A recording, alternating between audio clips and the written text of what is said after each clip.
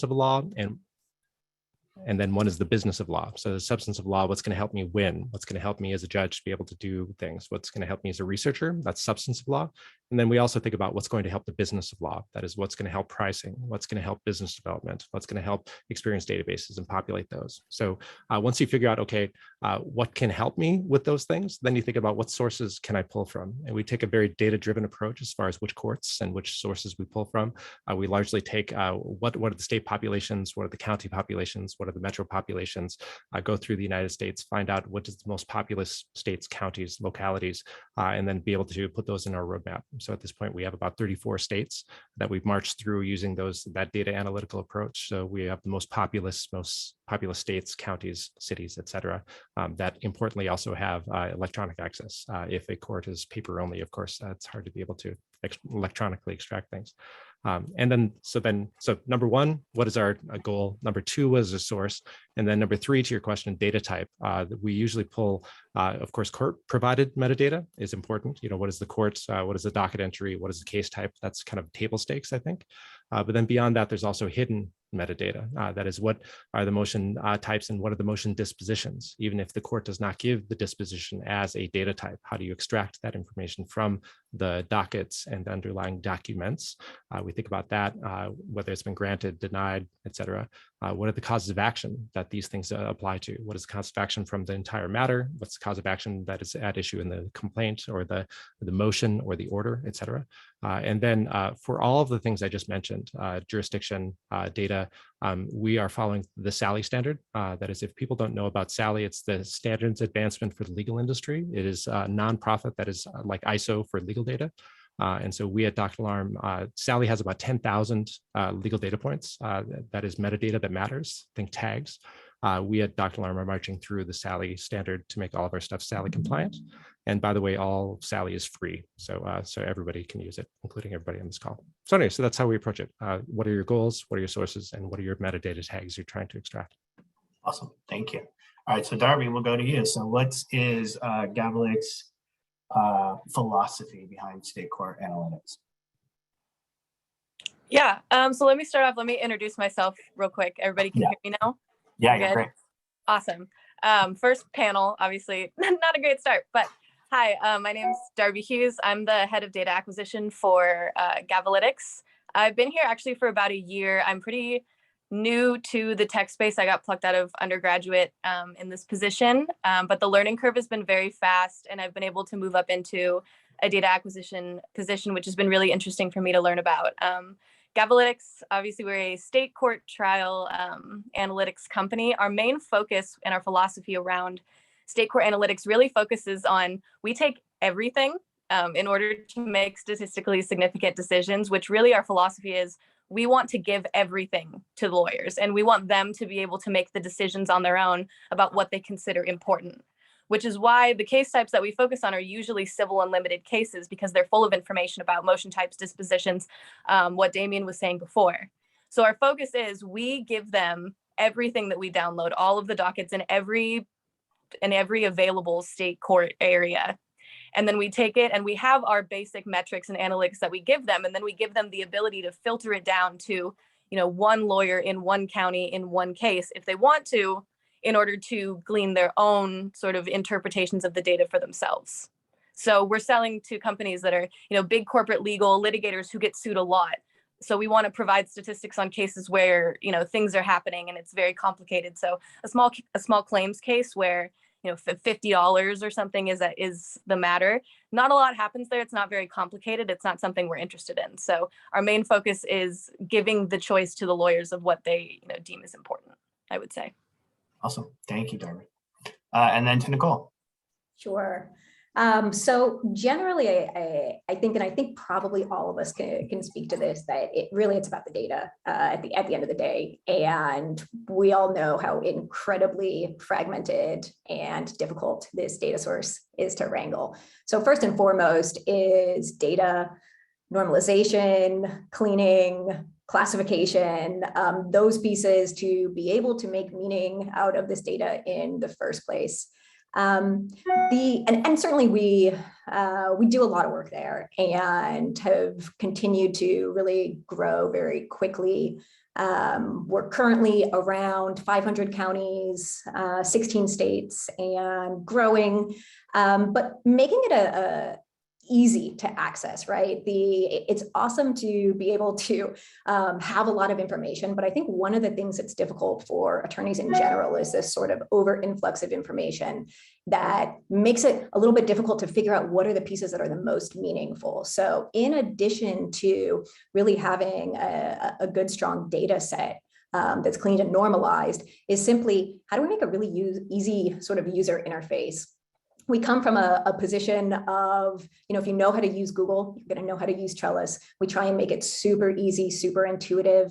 And the same with our analytics as well. We step back and we have folks from legal come in and tell us what they understand and what they don't understand, and then continue to iterate, because it's sometimes that you'll have engineers and you'll have data scientists create something that they think is super cool, but that isn't necessarily actionable, or even if it is, because it doesn't make sense to the end user, it isn't actually as productive. So we really come at it from how can we make a product that is intuitive and easy to use and gives the user what they need when they need it. Awesome. And so obviously both Lex and Docket Alarm, have already staked their claim to the federal data and then, moved into state, whereas Gavalytics and Trellis started by focusing on state. So just to Darby and Nicole, was that just to, well, no one else is doing it, or whoever else is doing it isn't doing it well, so there's an opportunity here? Yeah, I think definitely our motivation came from, we wanted to be really good at one area. And in the size of our company and the technology that we had available when we started, it was, let's take what we thought was a niche at the time and make it the best. It seemed like an untapped market. It was something where, it was important for us to not want to play with those big federal companies first. And we found that when we were looking at state information, because of the difference in availability and how difficult it was to get, we got a team of a bunch of creative, tech focused people along with lawyers to find what we thought was the best information for our company. So it was definitely a motivation of, this was something that we didn't see anybody do before, and we wanted the most and best possible information to give out for it. I think similar for us, it's about where the pain point was. And I think sort of for me, starting out, I was solving my own problem, and I was in state courts, and I simply couldn't believe no one had built a better system yet. It didn't make sense to me that we couldn't search the state courts the way you can search Lexis or Westlaw. And so starting with the pain point that I saw that was so real in my own practice, and then trying to solve that. And really that's what we built as the initial platform, was me solving my own problem. And when it was massively useful for me, that's when I said, this is huge, and we can build and bring this to other people. But where's the pain point, and where has no one solved this problem yet? And that was the state court system. Awesome. Fantastic. So back to all of you, I mean, obviously the data is a mess, honestly, right? So again, the difference between the uniformity of Pacer and a million different systems across the country that are maybe never going to talk to each other. So beyond that, what has been the biggest challenge to get this data usable and into the hands of the people that need it? And I guess I'll start with Damien on that. Sure. As you say, that's it is the biggest mess that the federal courts themselves are really hard because, but at least they have Pacer, right? Even though the district of X is different than the district of Y, the state is truly the wild, wild west with all sorts of different vendors and you're doing things, and each state having its unique snowflake of a system that from which we as aggregators need to be able to normalize across all of those. So there are probably two approaches to be able to do that. Is one within each state, figure out what they're calling a motion to X, and then try to normalize that across the United States. And then, I guess step one is to figure out within all the subdivisions, even within the county, you have the states, of course, that are snowflakes, and then you have each county sometimes is an island in and of themselves. So Maricopa County, for example, is an island. So at any rate, there's being able to normalize across a state, across the counties in a particular state, and then normalize across all of the states. Huge challenge to be able to do that. We're addressing that partially by doing a mapping exercise. That is, this state calls it this, and that's the same as all the other states call it that. And so mapping what the identifiers are. And then, but there's some things that they collect, they as the states collect as fields. Some states collect them, some states don't collect them. And then if they do collect them, they call them different things. So, approach number one is to map, like I just described.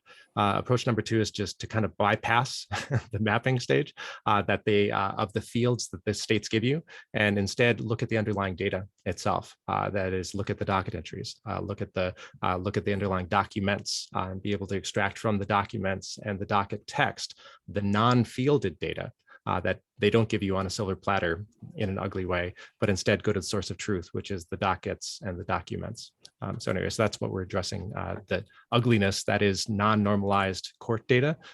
Bypass the courts altogether, use the court data that they give you, and then bypass it and go into the underlying text. Awesome. How about you, Carla? So in terms of big challenges, well, so state, there is this volume. There's so many state courts and so many cases happening every day. And so there's a lot of power, and that's a big data set. So when we're talking about challenges, some of it comes down to creating new data sets. Unfortunately, the courts aren't maintaining a data set for us. So building a judge data set for a particular court, or having law firm and attorney party and the role mapped for individual cases, so then analytics can be derived. So that's probably the big challenge, is really making the most of this opportunity to bring, there's all kinds of data out there, and finding the patterns, finding the meeting, and really, the courts provide a foundation. There's a lot of sources available in terms of building these data sets. So really, essentially using the know-how and technology to create something new. So it's, on the one hand, it's exciting, but it's a massive challenge. And so that's probably the thing that really stands out in terms of like an ever-present challenge, is like building the analytics. But it's huge payoff, right? Answering some really fundamental questions about who is this law firm? A lot of the questions that we hear from users, from the power of analytics and data, it really is, there's just managing caseloads, understanding which cases stick out, either because of an attorney or a party or a judge that you may know really well, but having some data to help counsel your client can go a long way when there's big decisions being made. Yeah, that's good. So Nicole, I saw you nodding your head through a lot of that. What do you have to add?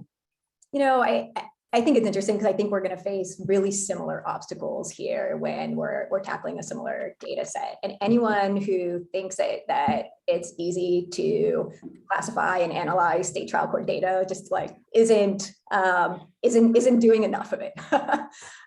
So definitely the entire thing is an obstacle. And then a huge piece of it is the scale, right?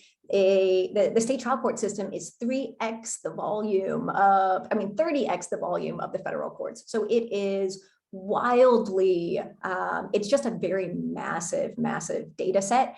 And then the fragmentation of the differences between them are huge. So certainly data collection. In the data collection, I think an obstacle there is, and something that we've really tried to tackle, is how do we make it scalable to acquire data, so that we're not utilizing all of our engineering power on the acquisition front, but instead we can use that on the feature development and on really drilling in and making it better. So we spent a lot of time being able to make sure that we've really sort of perfected the machine for data acquisition. And then from there, being able to build on top of it is a big piece, because obviously we're still a startup. And we have, resources of an engineering team. And if we're using all of that, you've always got to be pulling in data at the same time as you're making your product better. And so making sure that you balance those two is always something that there's going to be a play between.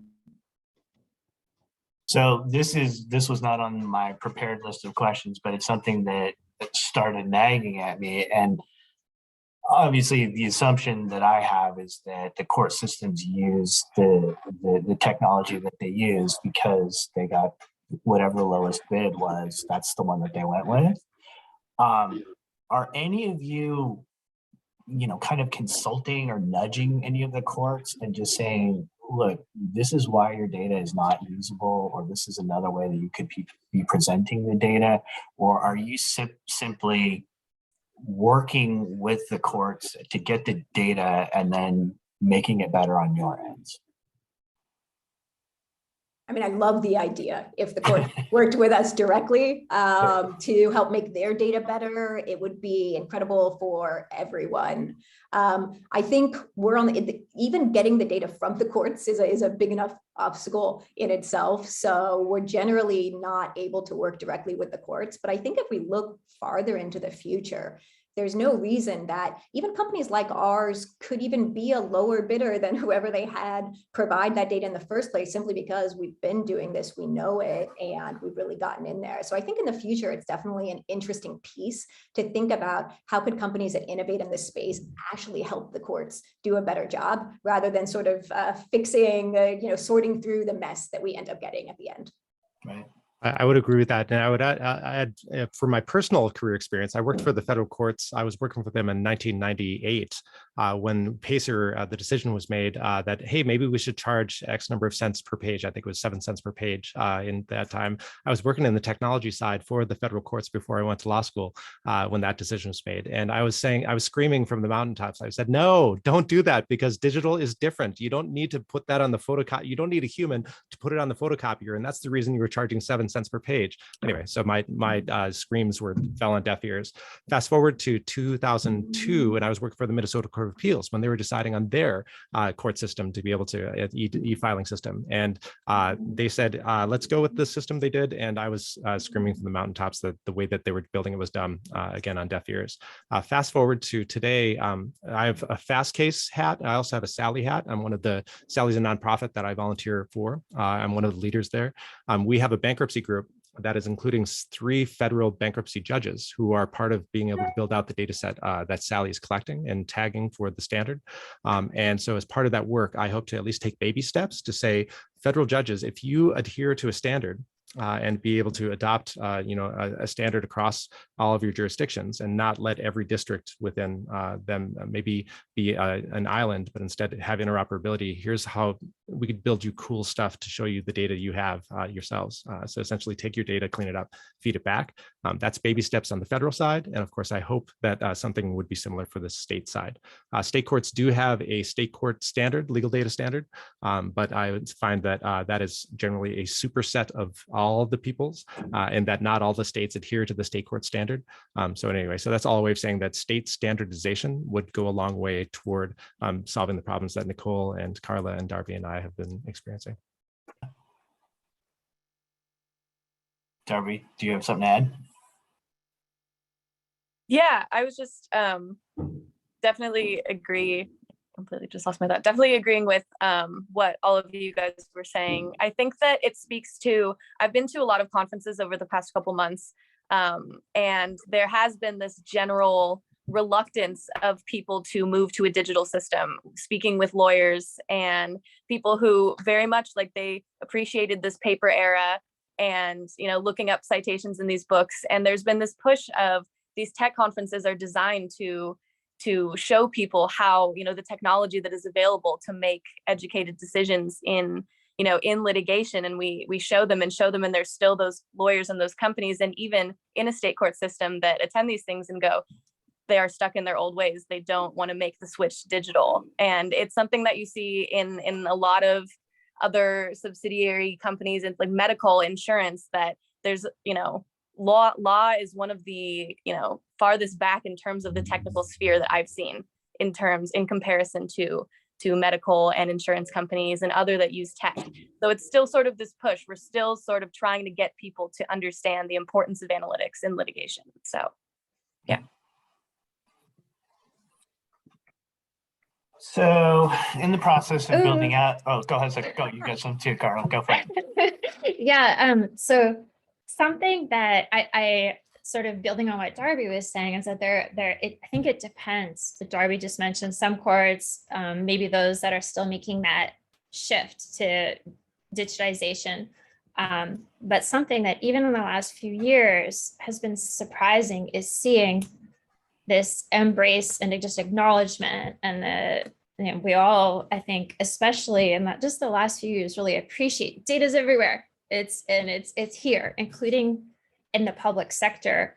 I was at a recent the Ohio Judicial Conference. So it's a conference for everyone who works at courts all across Ohio. I went there to relationship build because it's one of the states, or a number of the major courts have a documents are available, everything's available, but there is a disclaimer: don't use this for commercial use. So I want to go work with the courts and explain what we're doing. And the response as a vendor, being in a conference of a few hundred folks who work every day with technology, the law, and really access issues, the response was, oh, of course. Are you doing this for our court yet? I was like, well, not yet. Or, oh, well, of course, this would be great. I have to report numbers all the time. I'm from probate court. I'm from family court. So I had to explain, all right, now we're focused on civil. If you give me a contact, we'd love to, in the future, at some point, work together. So I do think that there is this shift for at least some courts, really seeing this opportunity to take an active role as a data provider. And Lex Machina really got started with state courts and released our first modules at the very end of 2019, 2020, so recently. And those initial courts wouldn't really answer my email. It was like, this is who we are. We're declaring our intention to bring legal analytics to your courts. We'd like to talk. We want to make sure we interact with your website. So for a lot of folks, familiar with Pacer, probably this unified system, and a lot of courts, not all of them, some have more unified systems across the state. It's a website. And as a vendor, we're using the same website that you would go to get a document. We're crawling the heck out of it and want to make sure that we're using an automated process that works for the court, doesn't take it down. And that's where, Jeremy, you had mentioned like the vendors that are involved and kind of this lowest common denominator. It's also those vendors are there to serve the court. Want to keep the website up so that attorneys can go access information, so that parties can go access information. So some of it is kind of socializing and explaining what we're doing. I actually demoed for one of the head of engineers at the Sacramento County Superior Court. And he's like, oh, this is cool. Can you keep in touch when you notice something glitchy with our website? We're like, of course, we'd love to. And what hours do you prefer? We use our automated crawlers, and that's where seeing the data as high value, both in terms of a data set that the courts are maintaining and curating and potentially making available as a revenue stream, it does really resonate. And certain courts right now, there's no reason anyone other than my co-panelists might know this, but Texas just unified what they charge per document across the whole state. And so what that to me signals is that the courts are getting organized and they understand that there is this interest in using the data. They see us, they see the trellises and Gavalytics and Fastcase. They know we're making use and collecting. And really are responding to that sometimes with their vendors. And we are, I am trying to also socialize with the major vendors that do that case management, because they're sort of like the trifecta of the courts, the analytics companies that want the data, and then the vendors that could, be a pass-through for revenue, just to make it easier so we're not hitting the court website all the time. We're using an API, that kind of thing. So I think in 2 years, that if you have this panel again, Jeremy, I think you'll have some very different answers. Awesome. All right, well, then I will. I'll just go ahead and do that. So obviously during the product development phase, you discover things that you weren't anticipating. Is there something that stands out in terms of building out state court analytics that you didn't necessarily anticipate, but was maybe a happy surprise?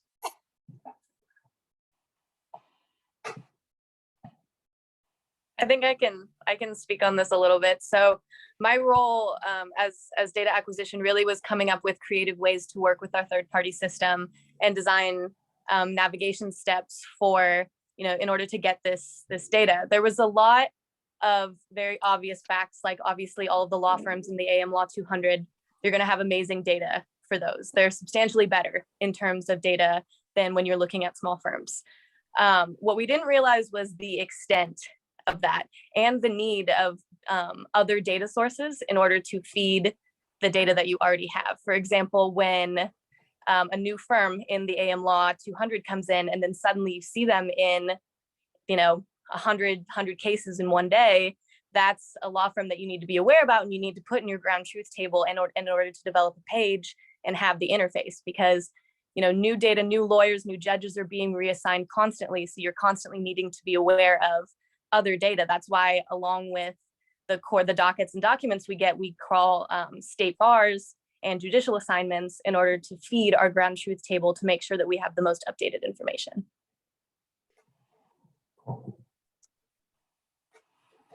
I could perhaps go next. I would say that the biggest surprise of mine was not a happy surprise, but it was actually a very sad surprise where I did not anticipate, and I was surprised by the reluctance of courts to be able to provide data in a useful way. My thought is that, as a lawyer who litigated, I know that the law is the lifeblood of our system, right? And access to the laws is really important. Fastcase was founded for democratization of the law because no one should own the law. Similarly, no one should own the state court documents from which all the panelists here are spending tremendous amounts of money trying to, jump through ridiculous hoops to be able to pull from the state courts stuff that should be freely open and jumping through CAPTCHA systems and other things to be able to try to get things that should be truly free. So my thought is that it's with rare exceptions, this data is truly public. Of course, we're not going to want to do child crime victims. We're not going to want to publish those things, but that is really the true small exception to the rule that the courts are trying to use to be able to keep the public data private, which I think is a travesty. So really, I think that some courts are moving in the right direction. The federal courts are, of course, moving in the right directions. And since we're in state courts, some of the state courts, like Texas, as Carla mentioned, are kind of moving in the right direction. Some other courts, like I'm calling you from the Twin Cities of Minnesota, the Minnesota federal state courts are going the wrong direction. They're going to be charging perhaps even more than the federal side on documents, which is exactly the wrong way to be going. So we on the panel, all of our products provide sunlight to democracy. We provide sunlight in being able to shine on what are the courts doing, what are the parties involved, what are the victims of crimes, what are the analytics for this. With public data comes sunshine. And so I would say that the biggest surprise for me was how much the courts are fighting the sunshine onto their systems and onto our democracy in general. And so I would say that we as vendors who are providing analytics into the space are essentially doing anti-darkness policies. We think that the sun of the court data analytics should continue to shine. Absolutely agree with that, Damien. I think it is really interesting when you think about it, and there's sort of an expectation. We all expect this data we know it's public data. We know it should be accessible. And when you think about it, Pacer and the sort of cents per page for the copying that doesn't actually exist, right? And then you apply that to the state courts where it's dollars per page. It's absolutely mind-blowing that this data is public, but if it's not in fact accessible, is it really public? And so there's a lot of really interesting questions there. Flipping gears to one of the things that surprised me about the data set, almost from legal entirely, is when I was thinking about building this product, initially early on, I thought about it as a litigator, right? What's the most valuable aspect of this information as a litigator? What do I want to know? And really built it out that way. And one of the things that's been really interesting to me to learn as we've continued to grow and mature as a company is the value of the state court data to other industries as well, that want to utilize the data to make better decisions within their own industry, like insurance and financial services. And there's so many aspects of the data that's valuable to other industries that I continue to learn sometimes from our customers, areas that are state court litigated that provide value to making business decisions that I had no idea about as a litigator. So that's been really interesting. That is interesting. Carla? Let's see. So the surprising aspect, I would say I was shocked when I heard that we had a new customer that was the Delaware Court of Chancery, or when I hear we have multiple local courts that subscribe. I'm like, but it's their data, but it really is that the transformation that other folks have mentioned around collecting, organizing, normalizing, having a good UI. The courts are very busy providing justice, access to individual cases. And we kind of mentioned the websites that make available if they are electronic. I mean, there's a lot going on at the courthouse. So just how access to data, whether it's a clerk or the administrators want to understand how their own judges, that's been really a delight. It's separate from the product development side, but being at conferences and someone's like, oh, could you do this for our court? Like, well, sure, if you make documents available, it's I think that discovery of data is pretty exciting, but also surprising to see in some ways. And then it's always just the volume that's happening across an entire state and all of its counties. It's a pretty tremendous opportunity in terms of this idea of data-enabled lawyering, whether it's for a smaller county or a big county. So awesome, thank you. So for each of you, what is one thing that you're not doing yet that you would like to be doing with this type of information and ways of presenting it? So I'll start with you again, Carla. Sure. So something we're not doing yet, well, we started with, I just mentioned Delaware Court of Chancery. We do have complete jurisdiction for the state of Delaware, those Delaware Superior Courts, and our focus this year on our product roadmap in doing more entire states. And so that'll be powerful, searching across courts within single states, and then really bringing legal analytics to attorneys that are focused on state court practice broadly, because starting with federal and starting with AmLaw 100 and major companies, I mean, we really want to bring the idea of data-driven decision-making or data-powered practice really to how law is practiced generally. So those with a local practice, local focus, and that's something we really want to do. Lex Machina's mission is bringing legal analytics to all areas of the law, but I kind of want to adjust that, soon, to really bringing legal analytics to how law is practiced, all the ways, and all of those practitioners, whether it's leveling the playing field, because, well, you're competing against a bigger firm, they can walk down the hallway and ask people, what do you know about this judge? So if there's a solo practitioner, they can use data, learn about a judge, learn about this opposing counsel. That I think is an exciting opportunity that we're getting there, but yeah, we still have a lot of opportunity in terms of having more users from the smaller mid-sized firms, and doing even more to support policy and other creative ways that having access to data can reveal what's going on in the courts. Excellent. Nicole, you want to go? Sure. So one of the things that we continue to work on is being able to sort of ramp up customer success fast enough to keep up with demand. So we're a little bit different in that often we do sort of complementary enterprise trials, and we'll have 1 or 2 people join or the library join, and then that usually grows into an entire firm. And the more that happens, the more that we need reps to be able to make sure that we can support you guys, that we help you with onboarding, that we help you with training and questions. And so for us, how do we ramp up our customer success that are all attorneys to be able to make sure we can support our customers' growth as we continue to grow fast enough? And I think that's an ongoing challenge that we're looking to solve. Mm-hmm. Makes sense. Darby? Yeah, so we have a lot of things that are coming up in Gavalytics pipeline that I'm really excited about. As I said, we are a company that focuses on depth, and we're getting to a point where we're very close to perfecting our natural language processing for our dockets.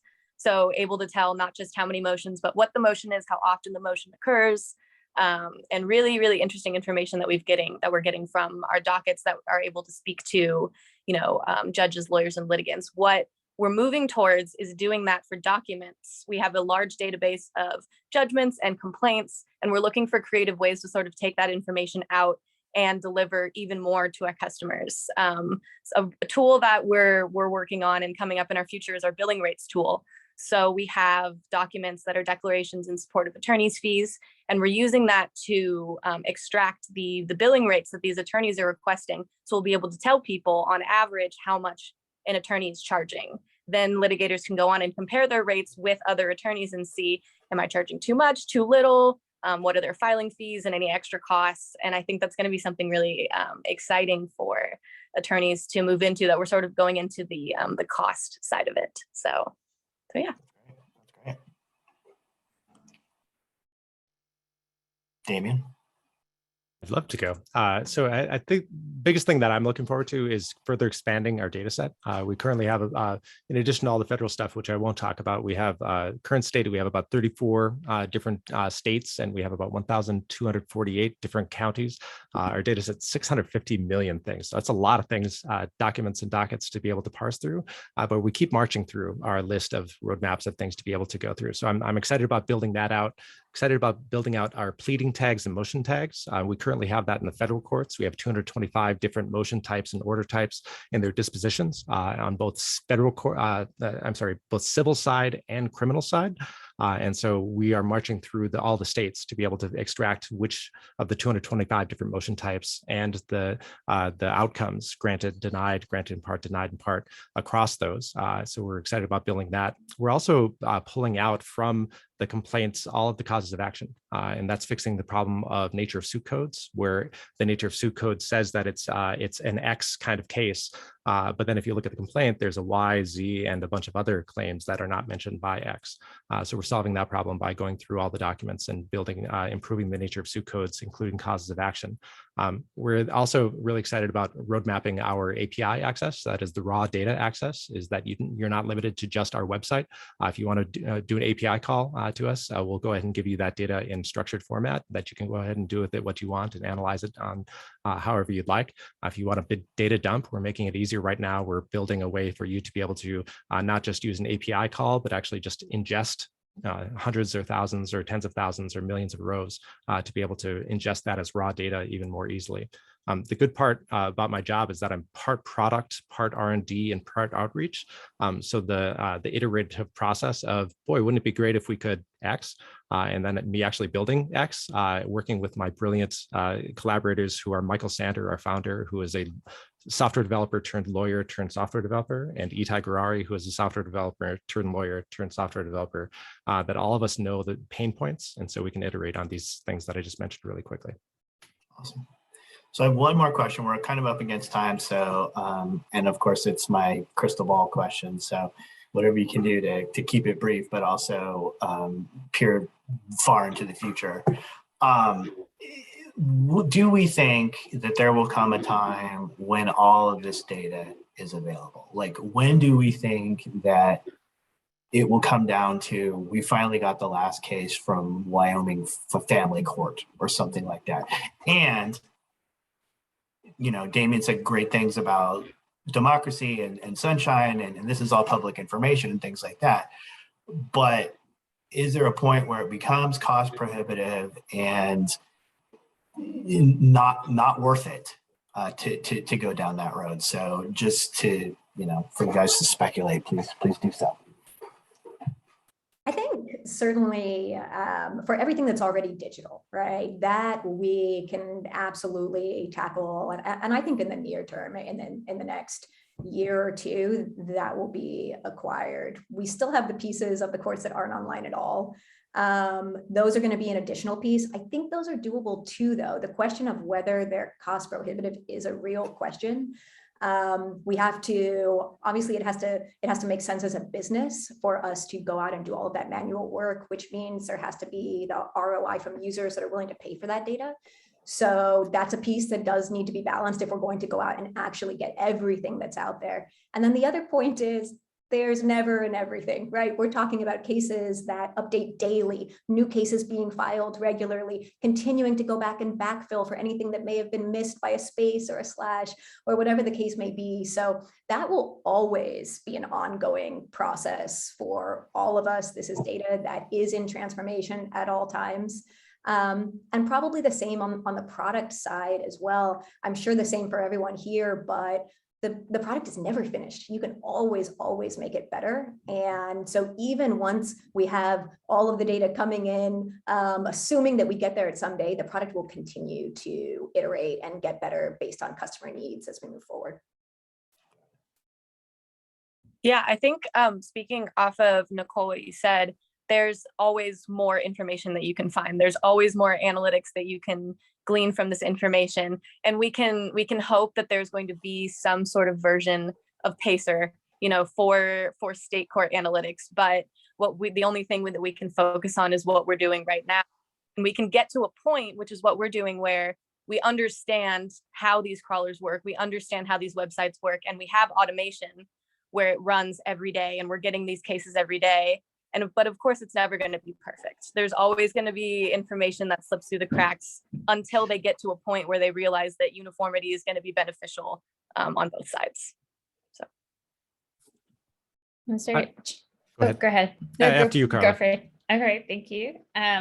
Jeremy, you didn't include this in the question, but there's also something to consider is just, should we bring legal analytics to all areas of law? This was kind of floated, whether it's family law or criminal law, and just that responsibility around a complete data set. Well, if there's personal identifiable information, that's something that courts are very sensitive to. And you'll read when you sign contracts or work with the court systems directly, they put a lot of import on that. And that's a big reason why the documents aren't available electronically, and just some of it, kind of gets to even making digitizing is this responsibility to people's information. And so it's just something to consider along the way. And it's something that we want to be very thoughtful around making data accessible and analytics for broader use and access. So it's like a little caveat. And then I think, just to answer your actual question, just two definitions really of complete. It's like for a particular court and how to feel that it's responsible and that you understand what's happening in the case based on that source. And so depending, it really varies court to court in terms of whether you have a data set that reflects what's going on. And then the completeness across jurisdictions, I think we're seeing a lot of change, and just sort of we'll be optimistic around what's happening there. And once something's the norm or something's established as working for larger courts, maybe those courts that don't have the resources can emulate what others are doing. I agree 100% with what everyone previously just said, especially Carla on the ethical aspects of what we're doing. And following up on the ethical aspects, there's a saying in computer science that not everything you can count actually counts. Not everything that counts can actually be counted. That is, there are some things that are not countable because you can't extract them from the data. An example of that is, does this judge really hate this lawyer, right? That's never going to be in a document. That's never going to be in a transcript, but that might be true. And that might actually sway or the judge hates the party, right? That is something that counts, but cannot be counted. So when you think about, so building on what Carla said, there are sources, and then there are signals within those sources that you can extract. So I think Jeremy was really asking about sources. When will we have all the sources? And on that side, some of the sources are obvious, right? Dockets and documents are really what we're chasing now. Some are at this point hidden. Court transcripts, that is deposition transcripts and trial transcripts, settlement agreements. All of these things are things that we cannot have because they're hidden, but they are signals, right? They are signals that could be used in analytics. And then, so taking aside sources, what are the signals? What are the tags that you could be able to pull from? Some of them are obvious, judge, jurisdiction, the things that you get from the courts. Some are less than obvious, hidden. Did the judge have lunch before sentencing? Because that, as studies have shown, if the judge has lunch before, it's going to give more lenient sentence. Are we going to have data for whether the judge has lunch before sentencing or not? It counts, but it can't be counted. Similarly, is the motion granted? Obvious, but hidden whether the judge dislikes the lawyer or the party. So really, to answer Jeremy's question, when will we be done? When will we have a complete data set? I think as soon as we count every source, everything that we can count, and every signal within every source, that is every tag. And I would say that everyone probably on this call can agree that that's going to be a very, very, very long time before that happens. I like the idea of Carla's challenge. Come back in 2 years and see where we're at. Yeah. That's awesome. Thank you guys so much. I really appreciate this. I hope that it has been enlightening for everyone else as much as it has for myself. Delia, I think we have another raffle as part of this. So we want to do the random number situation again? I will. Okay, so we actually have, oh, I closed my camera. That's not even my office, it's Boston. So we have 3 gift cards this time, a $25 card from Gavalytics and 2 $100 cards from Fastcase and Trellis. So I'm actually going to call on them for numbers. So I have 26 numbers or names. So Darby, if you could give me a number between 1 and 26 for a $25 gift card, please. Yeah, I'll do 17. 17. That's Zachary Kearns. Okay. Then Damien, if you could give me a number between 1 and 26, that's not 17, for a $100 gift card, please. Sure. I'm going to pick the lucky number 13. Number 13, Kristen Brandt. And one more, Nicole, if you could give me another number between 1 and 26 that is not 13 or 17. Let's go with 24. 24. Jeremy, you're going to have fun. It's your wife, Oh, good. Christine. I swear I didn't cheat. I'm going to share my screen. You can see it right there. That's fine. And because there's a first line is names, it gets pushed down. So Awesome. there you go. Cool.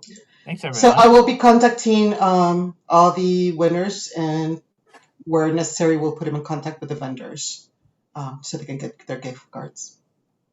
Thank you all again for your participation. Really appreciate it. So we probably only have 5 minutes until the next session, which is our last session. Fun. 42 sites in 42 minutes. So take a quick break, and we'll be back here in the top of the hour. Awesome. Thanks again. Thanks, guys.